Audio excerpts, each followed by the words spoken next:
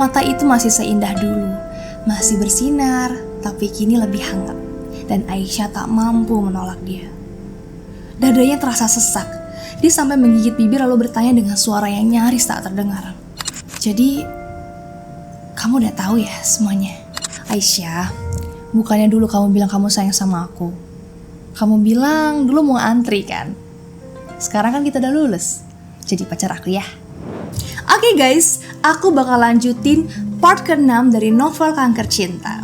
Pertama-tama, saat Aisyah melihat Raditya di kafe kenangan sebelah kampus, waktu seolah berputar kembali ke 7 tahun yang lalu. Langkah kaki Aisyah seperti terseret, ritme detak jantungnya juga menjadi kacau.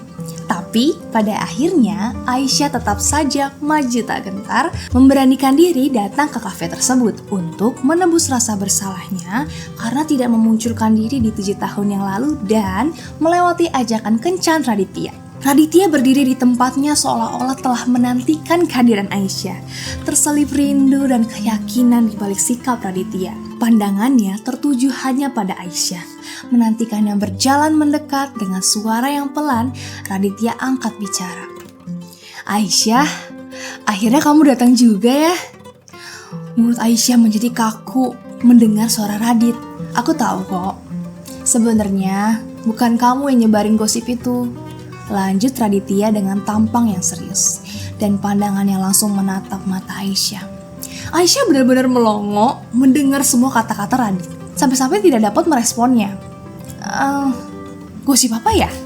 Tanya Aisyah. Pertanyaan itu meluncur begitu saja dari mulutnya sebelum otaknya memproses. Raditya tersenyum tipis. Suara yang tenang namun penuh keyakinan. Aku bilang, aku percaya sama kamu. Karena yang nyebarin gosip itu sebenarnya aku. Otak Aisyah benar-benar ngeblank. Bibirnya malah lebih cepat bereaksi ketimbang pikirannya. Raditya menatapnya, sorot matanya lembut namun penuh keteguhan. Karena kalaupun aku harus punya pacar waktu itu, katanya dengan pelan, orang itu pastinya ya kamu dong Aisyah. Kamu yang bakal aku pilih. Aisyah menatapnya kosong, bahkan lupa gimana caranya malu. Dia merasa seolah-olah terjebak di antara 2 dimensi waktu. 7 tahun lalu dan 7 tahun kemudian yang bersinggungan menjadi satu. Dan Aisyah sudah gak bisa membedakan yang mana yang nyata dan yang mana yang enggak. Raditya, suaranya terdengar kering. Please, jangan bercanda. Udah 7 tahun loh. Dan lu masih mempermainkan gue, tapi Raditya tidak tertawa. Ia hanya menatapnya dengan tenang, menggeleng perlahan, dan bilang, aku serius Aisyah. Suaranya lembut dan teguh. Itulah hal yang ingin aku katakan sama kamu selama 7 tahun ini. Aisyah terpaku. Otaknya berusaha bekerja dengan baik tapi gagal total. Karena menghadapi kenyataan yang dia dengar barusan. Bahkan sesaat terlintas di benak dia merasa mungkin ini semua hanya mimpi. Kalau ini bercanda, sungguh ini gak lucu. Katanya pelan, seperti robot, suaranya melayang entah kemana. Raditya menghela nafas lirih, lalu tiba-tiba mengulurkan tangan dan menggenggam tangan Aisyah dengan lembut. Hangat dari telapak tangan itu membuat pikirannya bergetar. Aku beneran loh, aku benar-benar serius. Tatapannya menembus hati Aisyah dan berbicara dengan nada sedikit pasrah. Aisyah, bukannya dulu kamu bilang kamu sayang sama aku. Kamu bilang dulu mau antri kan? Sekarang kan kita udah lulus. Jadi pacar aku ya. Aisyah terdiam. Ia pun teringat kelakuannya saat berumur 18 tahun. Kalau dipikir-pikir sekarang ini waktu itu sangat memalukan. Saat itu Raditya sendiri pun sebenarnya gak tahu sejak kapan dia mulai diikuti oleh Aisyah. Yang jelas waktu itu Aisyah selalu muncul di sekitar dia. Sampai suatu hari Raditya gak tahan. Wajahnya kaku dan bertanya, Syah, kenapa sih lu selalu ngikutin gue? Dan kalau itu terjadi sekarang, Aisyah mungkin sudah kabur saking malunya. Tapi Aisyah yang dulu polos dan gak tahu malu. Matanya membulat lebar dan menjawab, Radit, lo tuh bego atau gue yang bego sih? Kan lo pinter ya? Pasti gue yang bego deh. Gimana ya? Gue tuh udah ngejar lo sampai segitunya, tapi kok lo gak nyadar-nyadar juga?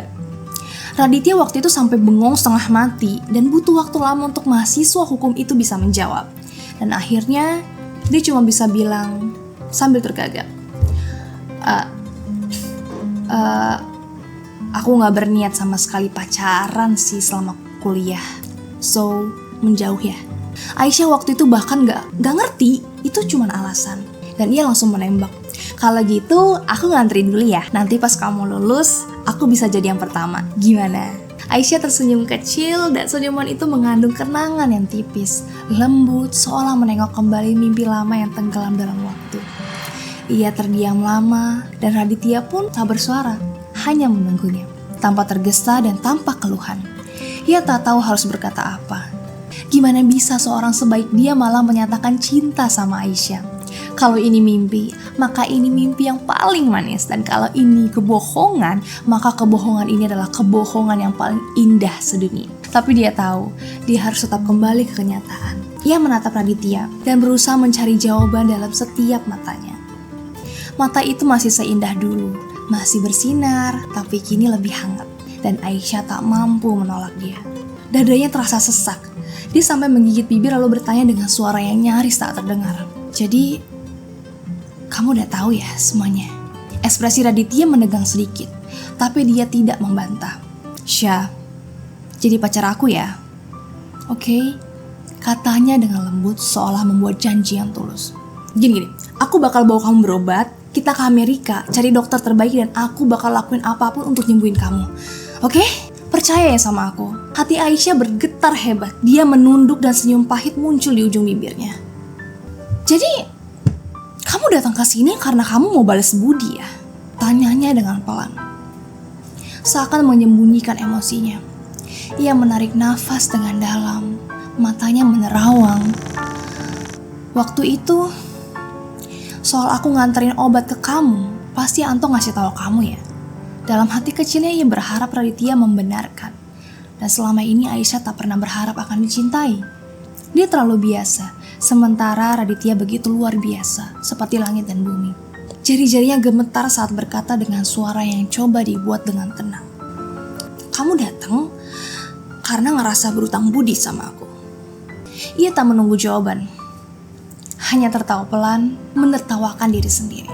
"Waktu itu, aku nganterin obat karena kemauanku sendiri. Aku gak pernah minta balasan loh," katanya lirih, suara mulai parau. "Dit, ngomong yang jujur.